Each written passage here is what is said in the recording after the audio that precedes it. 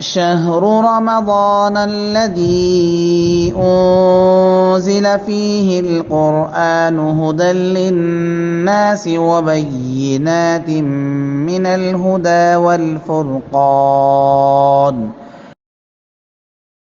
الحمد لله نحمده ونستعينه ونستغفره ونعوذ بالله من شرور أنفسنا ومن سيئات أعمالنا.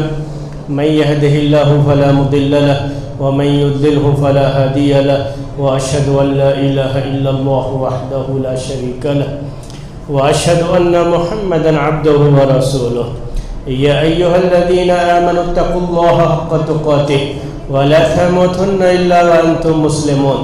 يا أيها الناس اتقوا ربكم الذي خلقكم من نفس واحدة وخلق منها زوجها وبث منهما رجالا كثيرا ونساء، واتقوا الله الذي تساءلون به والأرحام إن الله كان عليكم رقيبا.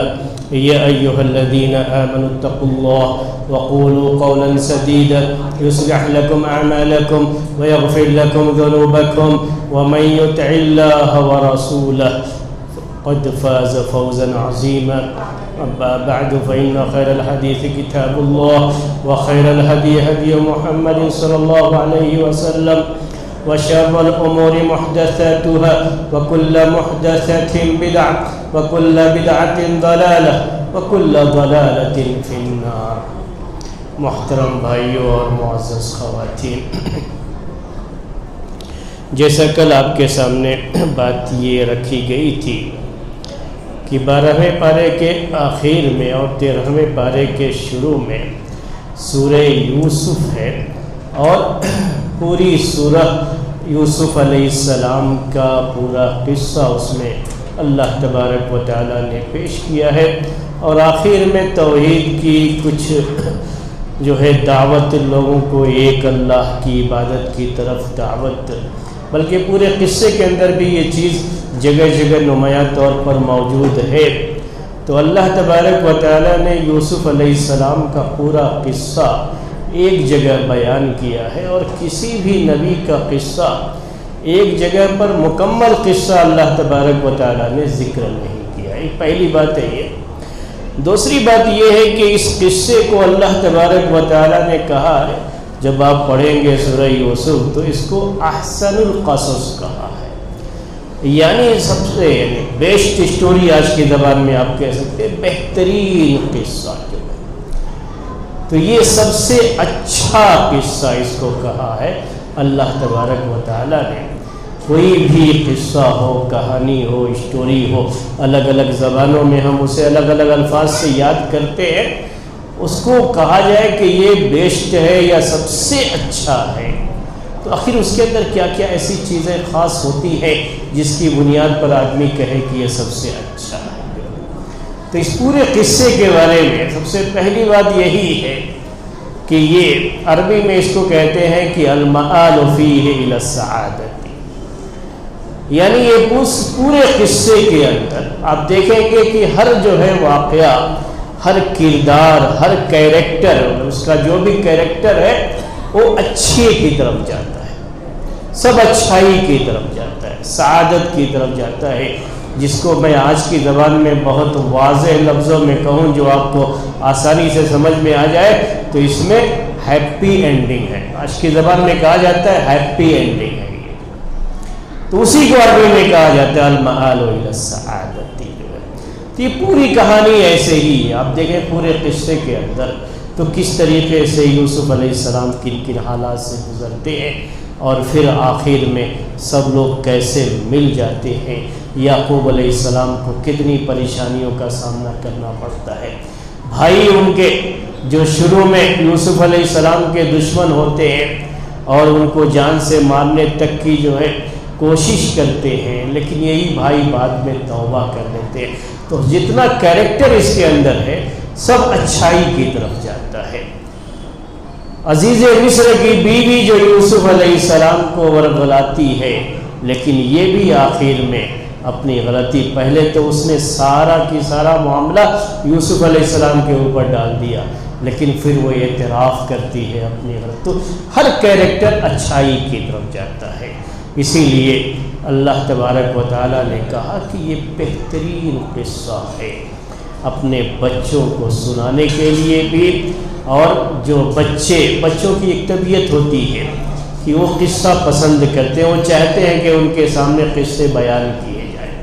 تو گھروں میں جو مائیں ہوتی ہیں پچھلے زمانے میں، وہ انبیاء کرام کے قصے ان کو پتہ ہوتے تھے تو اپنے بچوں کے سامنے یہ قصے وہ بیان کیا کرتی تھی۔ آج بھی آپ دیکھیں تو انٹرٹینمنٹ کے جتنے بھی پروگرامس ہیں یا پوری جو ہے دنیا میں جو بچوں کے لیے بڑوں کے لیے جس طرح کے چینلز جو چلائے جاتے ہیں، اس میں کہیں نہ کہیں آپ دیکھیں گے تو یہ قصے کہانیاں ہی زیادہ ہوتے ہیں کہ یہ انسانی فطرت سے تعلق رکھتی ہے چیز۔ اللہ تبارک و تعالیٰ نے قرآن میں بھی قصے بہت بیان کیے، قرآن کا 1/3 حصہ قصوں پر ہے۔ انبیاء اکرام کے قصے ہیں، یہ پچھلے زمانے کی جو چیزیں ہیں، بعض نیک لوگ، لقمان علیہ السلام کا ذکر آئے گا، ذوالقرنین کا ذکر، تو بہت سے لوگوں کا ذکر آتا ہے۔ اللہ تبارک و تعالیٰ نے اسے بیان کیا ہے، کیوں بیان کیا ہے کہ یہ قصے اصل انسان کے لیے وہ نصیحت کا ایسا پہلو ہوتے ہیں کہ اس کو سن کر کے لوگ بہت جلدی نصیحت حاصل کرتے ہیں۔ تو یوسف علیہ السلام کی یہ کہانی، ان کا یہ قصہ، اگر اس کے ایک ایک جو ہے آیت کے ساتھ ہم بیٹھ کر کے اس کے جو نصیحت کے پہلو ہیں، جو درس ہے اس میں، جو ہمارے بچے آج کی زبان میں کہتے ہیں کہ مورل آف اسٹوری جو ان کے یہاں، تو کبھی یہ مورل آف اسٹوری کیا ہوتا ہے، 1 ہوتا ہے 2 ہوتا ہے، ان کے یہاں جو کلاسوں میں اسٹوری بیان کرتے ہیں تو اس طرح سے ذکر کرتے ہیں۔ لیکن یوسف علیہ السلام کے قصے میں 1000 سے زیادہ وہ جو پیش کیا گیا ہے، ایک جو ہے وہ 1000 سے بھی زیادہ ہے میرے بھائی۔ تو ظاہر سی بات ہے کہ آپ کے لیے اس درس میں ہم وہ ساری باتیں نہیں پیش کر سکتے۔ ہر سال جب یہ سورہ آتی ہے تو اسی میں سے کچھ نہ کچھ حصہ میں آپ کے سامنے ہر سال پیش کرتا ہوں، کوشش کرتا ہوں کہ اس طرح سے کرتے کرتے شاید جو ہے مکمل جو اس کہانی کے اندر نصیحت کے پہلو ہیں، عبرت کے پہلو ہیں، وہ ہمارے سامنے آ جائیں۔ تو شروعات جو ہوتی ہے یوسف علیہ السلام کے اس قصے کی وہ یوں ہوتی ہے کہ اللہ تبارک و تعالیٰ نے جو نقل کیا یوسف علیہ السلام کے بارے میں کہ یوسف علیہ السلام خواب دیکھتے ہیں، اپنے باپ سے کہتے ہیں کہ میں نے خواب میں دیکھا ہے 11 ستاروں کو اور سورج اور چاند کو کہ وہ میرے لیے سجدہ کر رہے ہیں۔ یہاں سے ان کے قصے کی شروعات ہوتی ہے۔ کبھی آپ تھوڑا تصور کریں گے تو یہ بہترین قصہ جو میں نے آپ سے کہا وہ آپ کو چیز سمجھ میں آئے گی۔ قصے کو بیان کرنے کا جو انداز ہے وہ کیا ہے کہ یہ جو بالکل لاسٹ میں ہوتا ہے یہ اسے پہلے جو ہے بیان کیا گیا، یعنی جو چیز لاسٹ میں ہونے والی ہے اسے پہلے ہی ایک نظر دکھا دیا گیا اور پھر اس کے بعد اصل کہانی اسٹارٹ ہوتی ہے۔ تو یہ جو بھائی لوگ اور ماں باپ جو ان کے لیے سجدہ کرتے ہیں، یہ چیز قصے کے بالکل لاسٹ میں ہوتی ہے۔ یہ چیز جب سب لوگ اکٹھا ہوتے ہیں تب سجدہ کرتے ہیں، اور یہ سجدہ جو تھا ہمارے بھائی جو ہے ابھی حیدرآباد سے وہ چندے کے لیے آئے ہوئے ہیں، انہوں نے اعلان کیا کہ وہ مسجد کا کوئی چندہ ہے اور زکوٰۃ کی رقم مسجد کے لیے نہیں دی جاتی ہے، جائز نہیں ہے، میں اس کی وضاحت کرنا ضروری ہے اس لیے میں نے وہ بات پیش کر دی۔ تو میں وہ یہ کہنا چاہ رہا تھا، اصل نام جو لیا میں نے اس کے لیے نہیں کہ کبھی کبھی حیدرآباد کے لوگوں کے بارے میں آپ نے سنا ہو کہ وہ فرشی سلام کرتے تھے۔ فرشی سلام کا مطلب سمجھتے ہیں نا کہ بالکل جو ہے زمین پر جھک کر کے جو ہے سلام کرتے تھے۔ تو یہ جو سجدہ تھا یہ اصل اس زمانے کے سلام کا ایک انداز تھا۔ وہ سجدہ جو عبادت کا سجدہ ہوتا ہے، جو اللہ تعالیٰ کے لیے عبادت کی جاتی ہے، اور سجدے کی حالت میں ایک مسلمان اللہ تعالیٰ سے سب سے زیادہ قریب ہوتا ہے، وہ عبادت کا سجدہ تو اللہ کے علاوہ کسی کے لیے جائز نہیں ہے۔ تو یہ لوگ کہاں یوسف علیہ السلام کا سجدہ کریں گے؟ تو یہ وہ سجدہ نہیں تھا، اصل میں یہ اس کو کہا جاتا ہے کہ سجدۃ التحیہ، یعنی کہ سلام کا ایک انداز تھا جو اس زمانے میں کسی کی تعظیم کرتے ہوئے، اس کا احترام کرتے ہوئے، اس طرح سے ان کے سامنے جو کیا کہتے ہیں آج کی زبان میں جو پروٹوکول دیا جاتا ہے کسی کو، جو ہے وہ اس میں کسی کی عظمت کے لیے، کسی کی تعظیم کے لیے، تو یہ اس زمانے کا ایک انداز تھا جو یوسف علیہ السلام کے لیے کیا گیا تھا۔ تو بہرحال شروعات ہم نے آپ سے کہا کہ یہیں سے ہوتی ہے، لیکن اس کے چند جو ہے پوائنٹ نصیحت کے ہمارے بچے جو یہ سن رہے ہیں، یہ زیادہ تر بچوں کے لیے ہی ہے، کیونکہ یوسف علیہ السلام ابھی بچے ہیں، تو جب تک بچے ہیں تو سارا معاملہ، ساری نصیحت کی باتیں بچوں ہی کے لیے ہوتی ہیں۔ تو ابھی بچے ہیں چھوٹے سے، تب کی یہ بات ہے کہ انہوں نے یہ خواب دیکھا۔ خواب کو بیان کرتے ہیں اپنے والد کے سامنے، تو یا ابتی کہتے ہیں، یا ابتی انی رأیت 11 کوكبا والشمس والقمر رأیتهم لی ساجدین، یعنی کہتے ہیں یا ابتی، یا ابتی، یا ابتی کا یہ جو اسلوب ہے، یہ بچوں کے لیے یہ نصیحت کا پہلو ہے جو اس حصے میں، کہ ایک بیٹا اپنے باپ کو کتنی عزت اور کتنے احترام کے ساتھ، یا ابتی کے اندر احترام بھی ہے اور اپنائیت بھی ہے، اپنائیت بھی ہے۔ اپنائیت کا مطلب کیا ہوا کہ اس کا مطلب اردو ہم کہتے ہیں کہ اے میرے ابا جان۔ کبھی کیا کرتا ہے بچہ، ابو کہتا ہے اسے، اور ایک ہے میرے ابو، دونوں میں بڑا فرق ہوتا ہے، یعنی اس کو اتنی اپنائیت کے ساتھ کہ جو ہے یہ میرے ابو ہیں، وہ انداز تھا یوسف علیہ السلام کا اپنے باپ کے لیے۔ اس کے علاوہ جو ہے اسماعیل علیہ السلام بھی اپنے باپ ابراہیم علیہ السلام کے لیے ایسے ہی کہتے ہیں۔ تو قرآن میں جو قصے ہیں وہ اسی انداز سے پیش کیے گئے ہیں۔ تو یہ اپنائیت ہوتی ہے، احترام بھی اور اپنائیت بھی، اور محبت ہے جو ایک بیٹے کے دل میں اپنے باپ کے تعلق سے ہونی چاہیے، بڑا احترام کرنا چاہیے۔ آج یہ چیزیں بچوں کے دماغ سے نکلتی جا رہی ہیں، ان کا بڑا خیال ہونا چاہیے۔ ایک بات اور بھی بعض مفسرین نے لکھی ہے اس پوری ترتیب میں، حالانکہ میں اس کا قائل نہیں ہوں، لیکن میں آپ کے سامنے وہ آپ کے ساتھ شیئر کرتا ہوں کہ انہوں نے یہ بات بھی لکھی ہے کہ 11 ستارے یہ ان کے بھائی تھے، 11 بھائی تھے ان کے، تو یہ 11 ستارے، اور سورج اور چاند اس میں کہا گیا والشمس والقمر، تو سورج یہ ان کی ماں کے لیے اور چاند ان کے باپ کے لیے۔ تو یہ ماں کا ذکر پہلے آیا، باپ کا ذکر بعد میں آیا، کیونکہ ایک بچے کے لیے اس کی ماں کا جو مقام ہوتا ہے وہ بہت اونچا ہوتا ہے۔ لیکن میں نے کہا آپ سے کہ اولاً اس کے بارے میں کہ جو ہے شمس سے مراد ماں اور جو ہے قمر سے مراد یہ باپ، یہی پہلے بات تھوڑی ہے، اتنی ہضم نہیں ہوتی ہے، کیونکہ اگر ایسے ہی ترتیب دیکھیں گے تو پھر تو بھائیوں کا ذکر پہلے آ گیا، کیونکہ 11 ستاروں کا ذکر تو پہلے آ گیا ہے، سورج اور چاند کا تو بعد میں، تو کہیں گے کہ کیا بھائیوں کا احترام ماں باپ سے بڑھ کر کے ہے؟ تو ویسا جو ہے ایسی کوئی بات اس کے اندر نہیں ہے، لیکن جو چیز اس میں نوٹ کرنے کی ہوتی ہے وہ نوٹ کرنے کی بات یہ ہے کہ پورے قصے میں یوسف علیہ السلام کی ماں کا کہیں ذکر نہیں ہے، باپ کا ذکر ہے، ماں کا کہیں ذکر نہیں ہے۔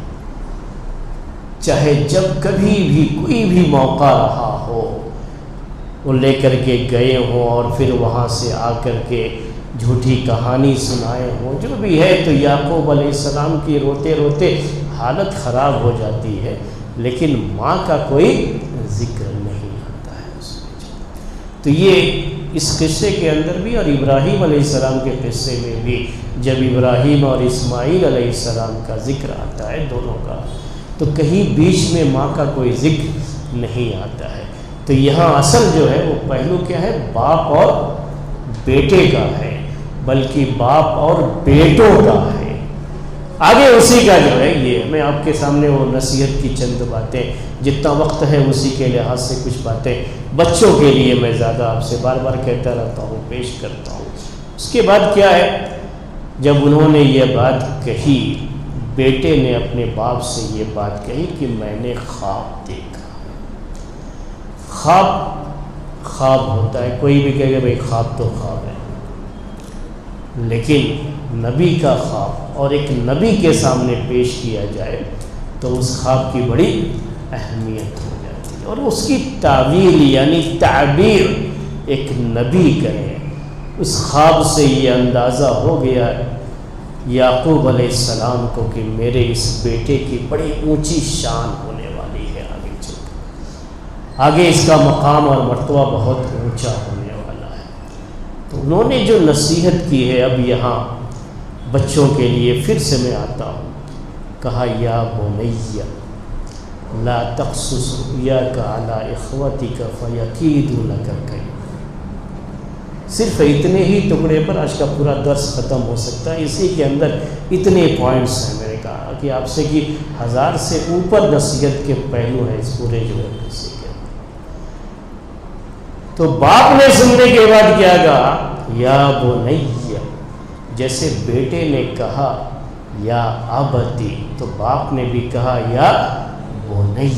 یا بنی کا مطلب بھی وہی ہے میرے بھائیو، عربی زبان کا ایک ایسا اسلوب ہے، ایک ایسا انداز ہے جس میں بہت زیادہ پیار جھلکتا ہے، بڑے ہی پیار بھرے انداز میں، اور اپنائیت کا وہ جو ہے اسلوب ہے۔ کہتے ہیں کہ میرے پیارے بیٹے، میرے پیارے بیٹے، یا بنی لا تقصص رؤیاک، لا تقصص رؤیاک۔ میں ایک بات آپ سے کہہ دوں، اب یہ چونکہ مسئلہ باپ کا بیٹے سے ہے تو یہاں بڑوں کے لیے ایک جو نصیحت ہے، نصیحت کا پہلو ہے، وہ پیش کرتا ہوں۔ اپنے بیٹے کا آپ نام لیتے ہیں وہ اچھا ہے، کوئی مسئلہ نہیں، بیٹوں کو باپ کا نام نہیں لینا چاہیے کیونکہ یہ اس کے احترام کے خلاف ہے، ادب کے خلاف ہے۔ باپ ہوتا ہے، اس کا بڑا مقام ہوتا ہے، کبھی بھی بیٹوں کو باپ کا نام نہیں لینا چاہیے۔ لیکن بیٹے کا نام لینے کے بجائے جب آپ کہتے ہیں بیٹے، میرا بیٹا، تو اس کے اندر جو اپنائیت ہوتی ہے، جو محبت ہوتی ہے، وہ نام کے ساتھ پکارنے میں ہوتی ہے۔ تو یہ باپ اور بیٹے کا رشتہ یہاں پر اس کو بڑی مضبوطی ملتی ہے جب باپ کہے، اور باپ جو ہے اپنے بیٹے سے کہے بیٹا جو ہے میرا بیٹا، یہ میرا بیٹا ہے۔ اس کے بعد کیا ہے؟ لا تقصص رؤیاک علی اخوتک، اپنا یہ قصہ، اپنا یہ خواب اپنے بھائیوں کے سامنے مت بیان کر، علی اخوتک۔ باپ نے بیٹے کو، اپنے ایک ہی بیٹے کو دوسرے اس کے جو بھائی ہیں اس کے سامنے خواب بیان کرنے سے منع کر دیا۔ یہ باپ کا عمل ہے۔ آپ کہیں گے کہ باپ ہی بیٹوں کے درمیان تفریق پیدا کر رہا ہے، یہ تو باپ ہی ان کو لڑا رہا، کہ خود ہی کہہ رہا ہے کہ تمہارے بھائی سمجھو تمہارے دشمن ہیں، تو ایک بیٹے کے سامنے اس کے بھائیوں کے تعلق سے ایسی کوئی بات کیوں؟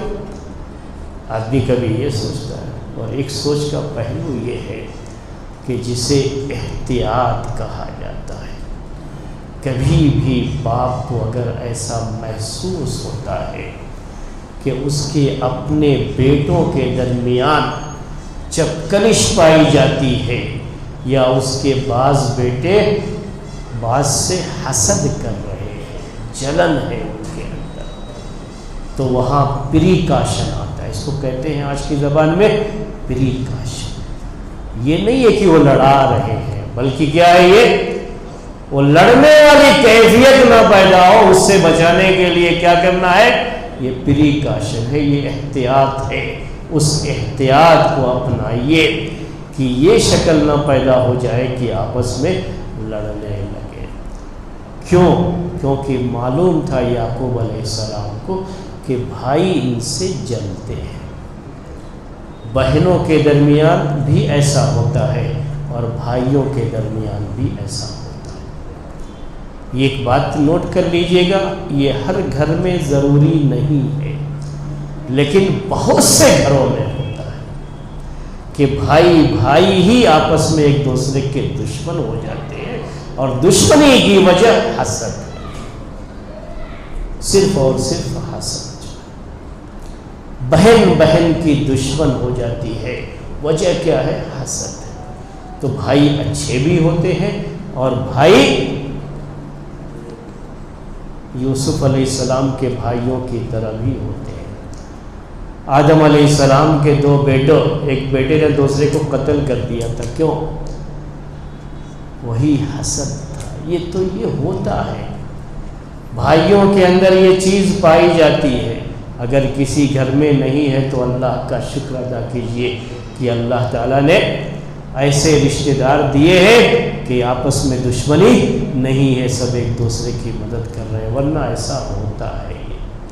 یعقوب علیہ السلام کو چونکہ یہ پتہ تھا، عملاً یہ چیز تھی وہاں پر، تو اسی لیے یہ پریکاشن تھا، میں نے آپ سے کہا احتیاط کی یہ بات تھی کہ انہوں نے کہا کہ آپ اپنا یہ خواب اپنے بھائیوں کے سامنے مت بیان کرنا، تو کیا ہوگا؟ فَيَكِيدُوا لَكَ كَيْدًا، وہ تمہارے خلاف سازش کرنا شروع کر دیں۔ یہ ہے قید۔ جو قید کا مطلب ایسی چال چلنا کسی کے خلاف جس کی وجہ سے اس کو پریشانی ہو، جس کو ہم اردو میں سازش کرنا کہتے ہیں۔ تو یہ بھائی تمہارے خلاف سازش کا ایک ماحول بنا لیں گے، اور یہ حسد کی وجہ سے ہوتا ہے۔ اللہ تبارک و تعالیٰ نے اس کو ذکر کیا ہے۔ یعقوب علیہ السلام نے جو اپنے بیٹے سے بات کہی، وہ بات جو ہے بیان کی، یہ چیزیں جو ہے نوٹ کرنے کی ہے۔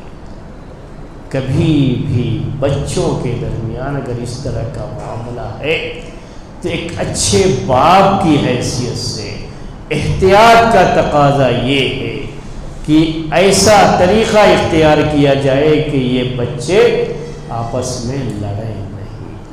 یہ نصیحت کا پہلو ہے۔ ایک اور جو ہے بات، خواب اگر اچھا ہو تو کبھی بھی ایسے شخص کے سامنے نہیں بیان کرنا چاہیے جو حسد رکھتا ہے، اسی سے وہ مسئلہ بھی نکلتا ہے۔ جو حسد رکھتا ہے، خیر خواہی جس کے دل میں ہے، ویل وشر ہے وہ ہمارا، اس کے سامنے بیان کر سکتے ہیں۔ بھائی ہمارا بہت بڑا خیر خواہ ہے، بڑی مدد کرتا ہے، اس کے سامنے بیان کریں۔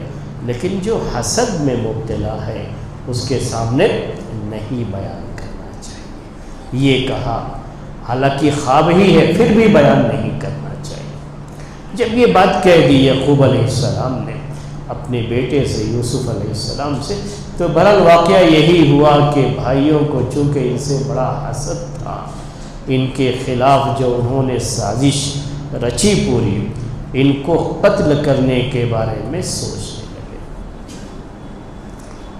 کہ جب تک یہ زندہ ہے ہمارے باپ، ہماری طرف ان کی توجہ کم رہے گی، ساری توجہ انہی کی طرف رہے گی۔ ایک بات یہ بھی ذکر کر دوں، یہ بھی بڑا مسئلہ رہتا ہے کہ بچوں کو نہیں پتہ لگتا ہے جب وہ بچے ہوتے ہیں، جب باپ بنتے ہیں تب پتہ چلتا، تب تک بہت دیر ہو چکی ہوتی ہے۔ کہ کبھی بھی باپ، کبھی بھی والدین، ماں بھی اور باپ بھی، ایسا نہیں ہوتا ہے کہ وہ اپنے بچوں میں کوئی تفریق کرتے ہیں۔ یہ ہوتا ہے کہ دلوں کی محبت کسی سے زیادہ ہوتی ہے، تو دل کی محبت کا معاملہ تو اللہ تعالیٰ کے ہاتھ میں ہے، وہ کسی کا اس پر اختیار نہیں ہے۔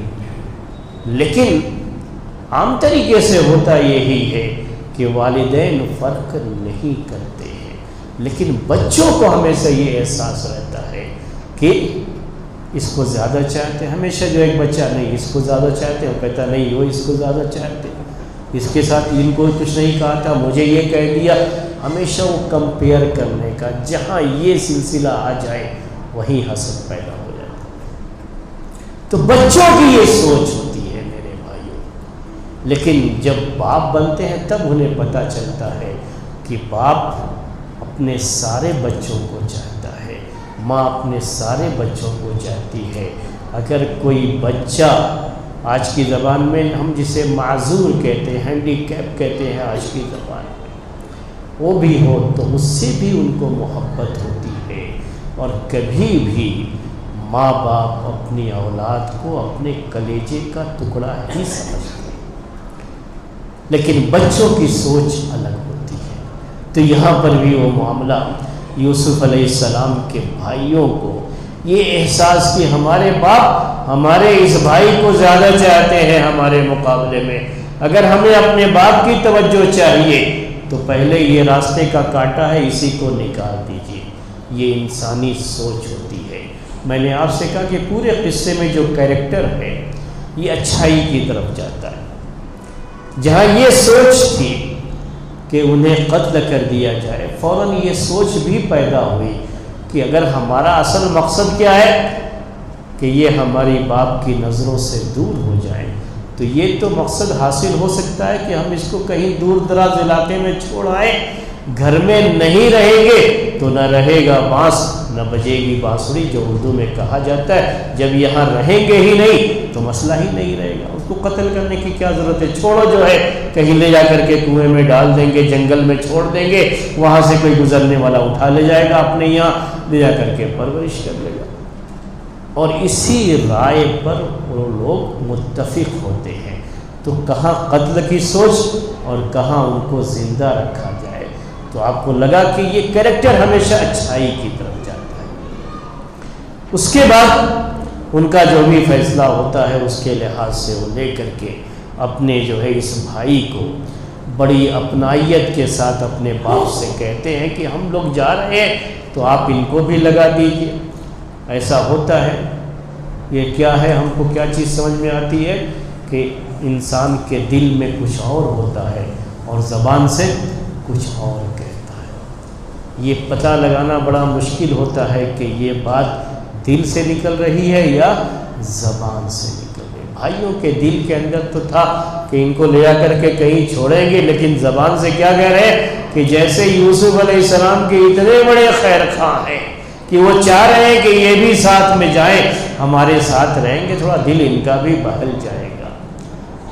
یعقوب علیہ السلام کو پتہ تھا کہ بھائیوں کا بھائی ان کے ساتھ برا کر سکتے، انہوں نے روکنے کی پوری کوشش کی، لیکن چونکہ بھائی طے کر کے آئے تھے اور اللہ تعالیٰ نے یہ چیز مقدر کی تھی۔ سب سے پہلی بات ہمارے ایک ایمان والا ہونے کے لحاظ سے یہ اللہ تعالیٰ نے مقدر کی تھی چیز، اور بھائی لے کر کے ان کو گئے۔ بھائیوں کا جب معاملہ ان کو لے کر کے جاتے ہیں، پھر ان کا معاملہ یہی ہے کہ لے جا کر کے اس کو کنویں میں ڈال دیتے ہیں۔ اب تھوڑی دیر کے لیے آپ سوچئے، یہ بچے تھے، وہ کسی بھی بچے کے تعلق سے آپ سوچئے کہ اگر اس کو ایسے ہی لے جا کر کے کنویں میں ڈالا جائے تو وہ بچہ مچلے گا نہیں، آواز نہیں لگائے گا، روئے گا نہیں، کیا اس کی جو ہے آپ سوچئے تھوڑی دیر کے لیے کہ اس کی کیفیت کیا ہوگی۔ اوپر سے اندھیرے کنویں میں لے کر کے ڈال دے کوئی تو سانس تو وہی رک جاتی ہے۔ اسی لیے لوگ کیا کرتے ہیں، جب قصہ بیان کرتے ہیں تو اتنی من گھڑت باتیں ساتھ میں شامل کرتے ہیں۔ قرآن میں جتنا ہے وہ ہمارے لیے کافی ہے کہ وہ جبرائیل علیہ السلام آئے، بڑے آرام سے ان کو پکڑا، یہ ساری چیزیں جب کہیں گے تو پھر اس قصے کے اندر جو نصیحت کا پہلو ہے وہ تو سب ختم ہو جاتا ہے بات۔ اصل تو نصیحت یہی ہے نا کہ یوسف علیہ السلام کتنی پریشانی کے دور سے گزرے، جب اللہ تعالیٰ کی طرف سے پورا انتظام ہی کر دیا گیا، بڑے آرام سے ان کو وہاں رکھا گیا، تو پھر تو نصیحت کا پہلو ختم ہو جاتا ہے۔ بہرحال ان کو جو ہے اس میں ڈالا گیا۔ گزرنے والا جب گزرتا ہے قافلہ، اس کے اندر جو ہے ڈول ڈالتا ہے اپنی، آج کے زمانے میں بکٹ کہہ لیجیے، تو اس کے بعد کھینچنے کے بعد جب اوپر آتا ہے بکٹ تو کہتا ہے یا بشرا ھذا غلام، یوسف علیہ السلام جب انہوں نے بکٹ دیکھا، بچے تھے، رونا چاہیے تھا اندر، لیکن کہیں رونے کا کوئی ذکر نہیں۔ رسی کو پکڑ کر کے اوپر آ جاتے ہیں وہ، جیسے ہی ان کے سامنے یہ چیز آتی ہے اوپر آ جاتے ہیں، جس کو اللہ تبارک و تعالیٰ نے بیان کیا۔ جب آپ اس کو اسی کے لحاظ سے سوچیں گے نا، تب اس بچے کی اہمیت معلوم ہوتی ہے کہ ایک چھوٹے سے بچے ہونے کے باوجود بھی اتنی مشکل وقت میں کس طریقے سے انہوں نے صبر کیا کہ ان کے رونے کا کہیں کوئی ذکر نہیں آتا۔ اور جب تھوڑی سی جب امید جگی انہیں، وہ بکٹ دیا، چاہے تو رسی بھی رہی ہوگی، رسی کو پکڑ کر کے وہ اوپر تک آئے، اور کہیں کوئی چیز، کسی بھی بات کا کوئی ذکر نہیں۔ وہ سب گزرنے والے کہتے ہیں یا بشرا ھذا غلام۔ یہ چیزیں جو ہے یہی ہیں اس میں نصیحت کی، بچہ چھوٹا ہو لیکن چھوٹے سے ہی اس کو اس طرح کے حالات سے گزارا جائے تو یہ تربیت بہت اچھی ہوتی ہے۔ یوسف علیہ السلام کی تربیت کا یہ انداز اللہ تبارک و تعالیٰ نے رکھا۔ آگے چل کر کے ان کو مصر کی بادشاہت ملنے والی تھی، تربیت کا یہ انداز رکھا تھا۔ بہرحال میں نے آپ سے شروع میں ہی یہ بات کہی تھی کہ وقت بہت جلدی ہو جائے گا، اور پوری بات تو نہیں ہوتی ہے، ہر سال کچھ نہ کچھ اس کا حصہ آپ کے سامنے پیش کرتے ہیں۔ آج کا درس اسی پر ختم کرتے ہیں۔ سبحانک اللہم و بحمدک، اشہد ان لا الہ الا انت، استغفرک و اتوب